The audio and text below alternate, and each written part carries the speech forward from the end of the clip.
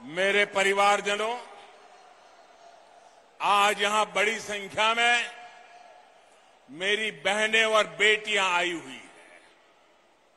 मैं मध्य प्रदेश की बहनों को याद दिलाने आया हूं कि मोदी ने आपको जो गारंटी दी थी वो भी पूरी हो गई है। कुछ दिन पहले ही लोकसभा और राज्यसभा में माताओं, बहनों, बेटियों के लिए 33% सीटें आरक्षित करने का कानून पारित हुआ। नारी शक्ति वंदन अधिनियम देश ने नया इतिहास रच दिया है।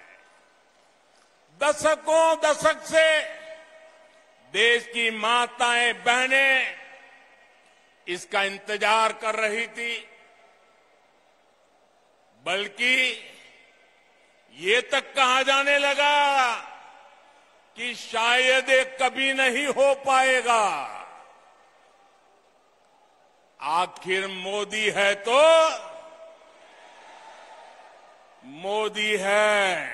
तो हर गारंटी पूरी होने की गारंटी है।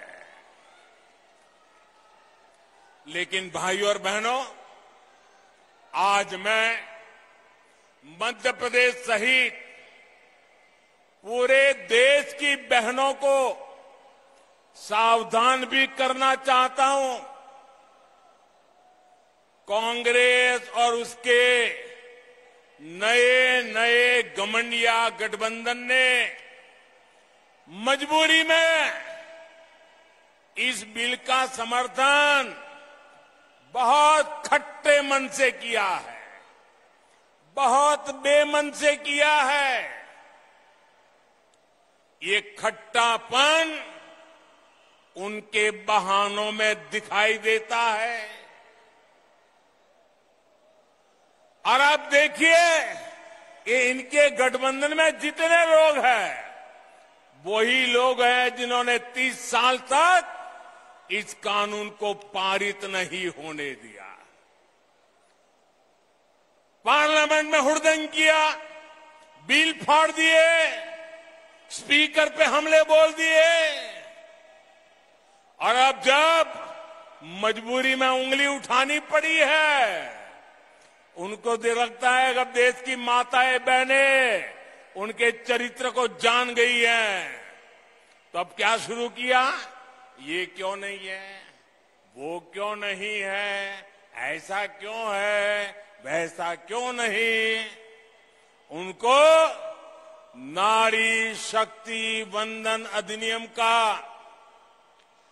मजबूरी में समर्थन इसलिए करना पड़ा क्योंकि मेरी माताएं, बहनें जग गई हैं। मेरी माताओं, बहनों का हौसला बुलंद है। मेरी माताओं, बहनों ने शक्ति का परिचय करवा दिया है, और इसलिए ये माताओं, बहनों से डरे हुए हैं। इसलिए नीची मुंडी करके हाउस में अनचाहे अनमन से उंगली तो दबा दी। बीते 9 वर्षों में जिस तरह भारत की महिला सशक्त हुई है, उसे देखकर इन दलों की हिम्मत नहीं हुई कि नारी शक्ति अधिनियम का विरोध कर पाए, वरना उन्होंने तो दशकों तक देश में सरकारें चलाई है, भारी बहुमत से सरकारें चलाई है। तब क्यों नहीं कानून बनाया? जो बहाने ये आज बना रहे हैं, तब क्यों नहीं ये सब कुछ कर दिया? सच्चाई ये है कि इनकी नीयत में खोट है।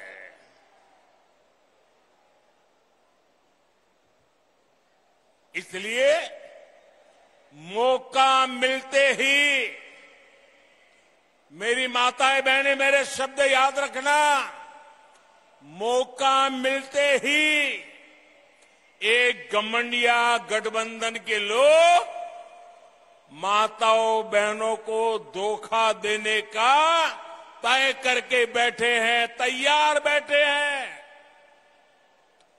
कांग्रेस के घमंडिया साथी वही है जिन्होंने इस कानून को रोकने के लिए हर मर्यादा तोड़ी है। इनकी वो सोच आज भी नहीं बदली है। आपको मैं एक और बात कहना चाहता हूं। ये लोग बहुत बौखलाए हुए हैं।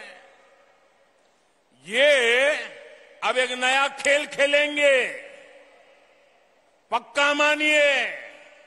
और नया क्या खेल खेलेंगे? ये नारी शक्ति को बांटने की पूरी कोशिश करेंगे। नारी शक्ति एक न हो, इसलिए भांति भांति की अफवाहें फैलाएंगे। इसलिए देश की हर माता बहन बेटी को सावधान रहना होगा, सतर्क रहना होगा और एकजुट रहना ही होगा। माताएं बहनें एकजुट रहोगे ना? एकजुट रहोगे ना? आप याद रखिए, ये वही लोग हैं जिन्होंने देश की पहली आदिवासी महिला राष्ट्रपति द्रौपदी मुर्मू जी को राष्ट्रपति बनने से रोकने का भरसक प्रयास किया। ये लोग बार बार उनको अपमानित करने का प्रयास करते हैं। ये वही लोग हैं जिन्होंने देश की सेनाओं के अग्रिम मोर्चों में बेटियों की एंट्री को रोककर रखा था। और अगर इनकी नीयत ठीक होती तो वो क्या मोदी को करोड़ों बहनों के नाम पक्के घर करने देते और मुझे काम करना पड़ता? उनकी नीयत ठीक नहीं थी। आज वो काम मुझे करना पड़ रहा है। आजादी के इतने सालों के बाद करना पड़ रहा है। इनको नहीं दिखता था कि सब कुछ पुरुष के नाम पर है, महिलाओं के नाम पर कुछ नहीं। अगर इनकी नीयत महिला हित की होती तो क्या मोदी को आकर के करोड़ों टॉयलेट बनाने पड़ते? क्या टॉयलेट नहीं बना सकते थे लोग? वो काम भी मुझे करना पड़ा। उनकी नीयत में खोट थी। अंधेरे का इंतजार करती माताओं बहनों को देखकर इनकी आंखों में क्यों पानी नहीं आता था? इनकी नीयत ठीक होती तो बहनों को धुएं में जीने को मजबूर होना न पड़ता। करोड़ों बहनों तक गैस सिलेंडर पहुंचाने की मेहनत मोदी को क्यों करनी पड़ी? ये महिलाओं के हितैषी होते तो महिलाओं को पानी की बूंद बूंद के लिए दशकों तक तरसा कर ना रखते। साथियों, ये महिलाओं के हित में काम करते तो मोदी को आकर आयुष्मान योजना के तहत मुफ्त इलाज की व्यवस्था ना करनी पड़ती। ये अगर महिला हितैषी होते तो हमें बेटियों को बचाने और उन्हें पढ़ाने के लिए आवाज ना उठानी पड़ती।